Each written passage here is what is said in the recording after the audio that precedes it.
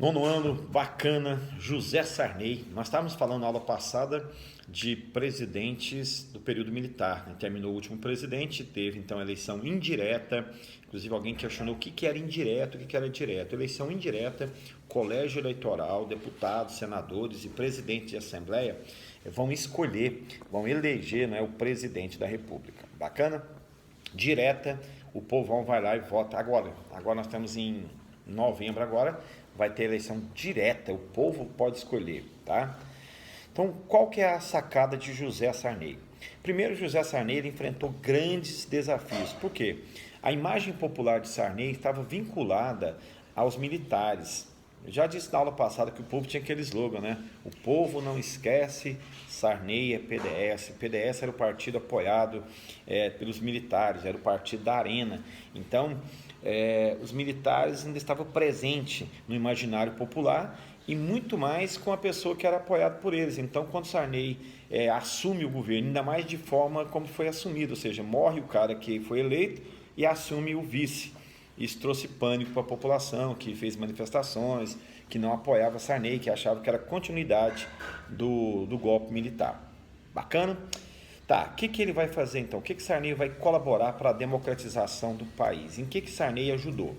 Ele vai ajudar estabelecendo as eleições diretas, ou seja, ele vai estabelecer que a partir do governo dele, de 85 para frente, a eleição para presidente da república também vai ser pelo voto popular, ou seja, eleição direta, não esquece isso, tá? Inclusive caiu uma dessa no Enem, o que era a diferença de indireta e direta, e muitos esquecem. Então, direta é o povo votando para presidente. Detalhe, já que está falando de eleição, Sarney vai estabelecer também o voto para maiores de 16. Quem tem 16, de forma voluntária, pode votar ou não, e não é punido, não acontece nada. Ele já pode escolher votar aos 16 anos. Detalhe, aos 18 o voto já é obrigatório. Então, a partir dos 16, você pode escolher votar. E quem tem 70 anos pode escolher se vota ou não também. É uma opção dada pelo senhor José Sarney. Sarney vai convocar a Assembleia, que vai ser dirigida por Ulisses Guimarães, que depois, num acidente trágico, também morre, né, em 88, mas deixou estabelecida a Constituição. Essa Constituição tem um foco, né? Qual que era o foco dela? Era o foco da democracia, dos direitos do povo. Então, daqui a um pouco você vai ver, a gente vai caminhar na eleição da Constituição. Sarney, quando ele assume, ele tinha um foco, o foco era a inflação. Para variar, mais uma vez, o Brasil está enfrentando inflação, né? E os ganhos salariais são menores, né, do que os preços dos produtos. Então, houve uma inflação e Sarney tinha o combate dessa inflação. Ele vai criar o Plano Cruzado. O Plano Cruzado, a primeira coisa que vai fazer, vai substituir o cruzeiro, que era a moeda local, pelo cruzado. Tá? Então, nós vamos substituir cruzeiro pelo cruzado. Depois disso, vai congelar os preços.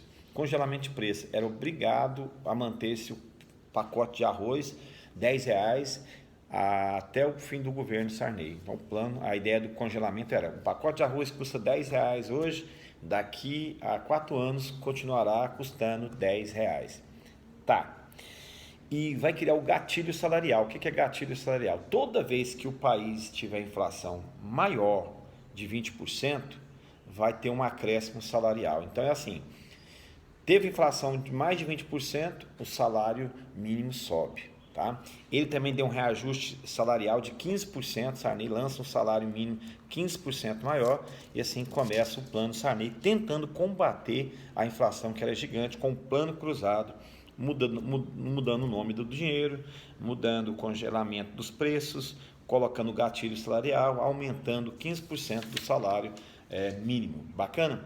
Sarney conseguiu só 5 meses manter os congelamentos de preço, por 2 motivos. Primeiro, houve uma crise, os produtos sumiram da prateleira. Se você perguntar à sua mãe e seu pai nesse período, não havia nada para comprar. As indústrias pararam de fabricar porque não queriam fabricar, sendo que havia uma inflação gigantesca, mantendo o produto pelo mesmo preço até o final do governo. Então, os produtos sumiram.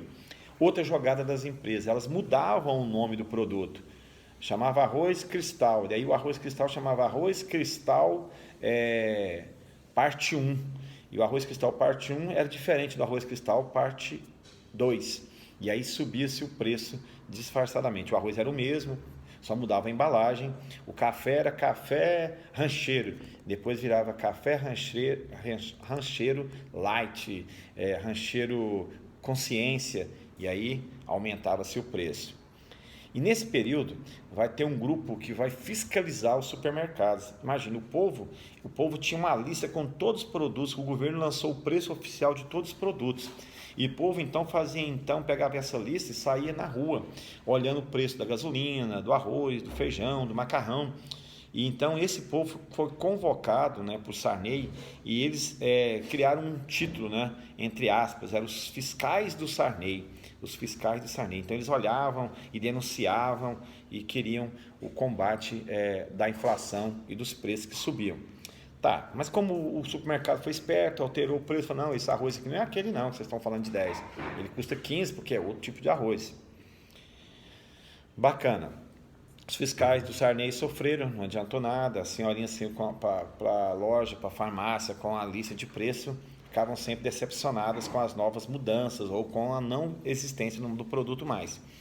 Tá, então falhou o plano 1. Sarney lança no final de 86 o plano cruzado 2, né, para dar uma reajustada nesse plano 1. Tanto o plano cruzado 1 de 85 quanto o plano cruzado de 86 não deram resultado nenhum e a inflação chegou no final do governo Sarney em 90 mais de 85%. Deixa eu te explicar para você entender. Hoje a nossa inflação é menos de 10% e os produtos sobem muito. A moeda perde muita força, perde muito poder. Agora você imagina, um produto subir quase 100%.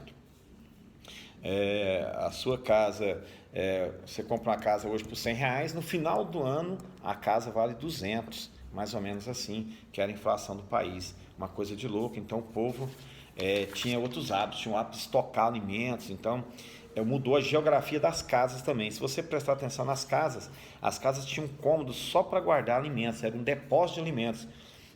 Quando você fazia as compras, você comprava vários pacotes de produtos para fugir dessa alta, desse preço maluco. Então o Zé Sarney chegou no final do governo dele, uma inflação de quase 100%, coisa de louco, uma coisa miserável. A moeda perdia o preço, tanto é que mudou o plano real, o cruzeiro para cruzado, vai ter que mudar de novo a moeda, porque você não conseguia acompanhar as cifras, né? O salário mínimo era lá R$100 mil, e você ia no supermercado não comprava quase nada com R$100 mil, então tiveram que mudar, tirar 3 zeros da moeda, e assim é o próximo governo que vai fazer isso, que é o governo do Collor. Mas deixa eu chegar lá ainda, 88. Como eu disse para você, o Sarney foi importante pela Constituição de 88. E quais são os benefícios da Constituição? Vou te falar aqui, a grosso modo, algum deles, teve vários. O primeiro deles é a liberdade de imprensa, né? Liberdade de expressão, liberdade de direito religioso, ou seja, como teve o período militar e cortou algum desses direitos, expressão, direitos a culto, direitos à formação partidária, então a primeira coisa que você vai marcar nessa Constituição é direito à fala, à expressão, à opinião, tá bom?